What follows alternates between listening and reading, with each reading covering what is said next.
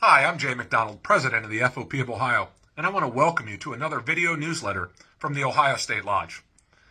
As you've seen, H.R. 82 passed the United States House of Representatives this week by a wide historic margin.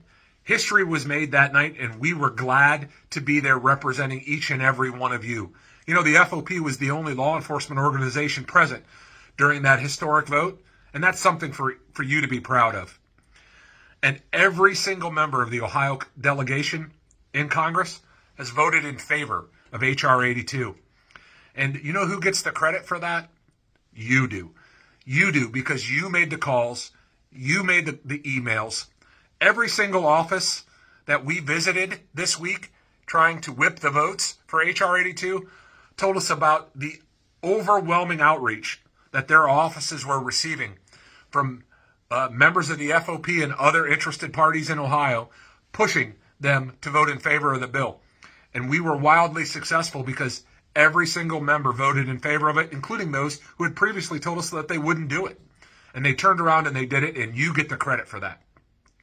You and the professional staff of the FOP in D.C. get the credit, and we're halfway there. After all of your hard work, we're only halfway there. We need to get this through the Senate now. And so we're asking you to concentrate your efforts on J.D. Vance and Sherrod Brown and ask them to live up to the promises that they've made us with this bill, and I'm sure they're going to. Sherrod Brown was the lead sponsor. J.D. Vance is a co-sponsor of the bill. We need them to live up to their promises to support this legislation.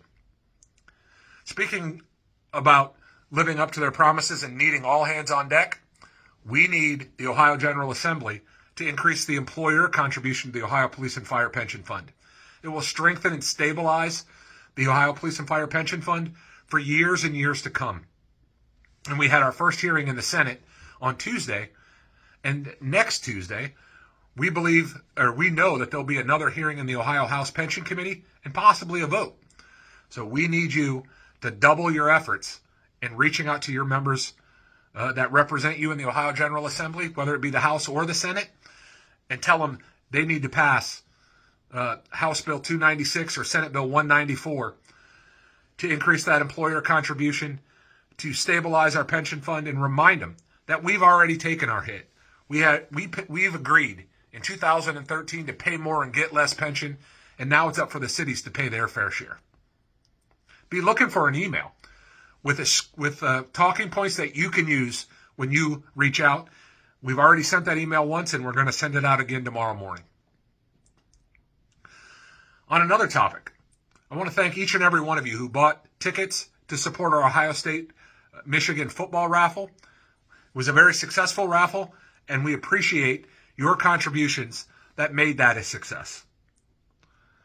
Lastly, I want to talk to you about Ohio FOP license plates. Ohio FOP license plates are for sale, or they're available for you to purchase from the Ohio BMV.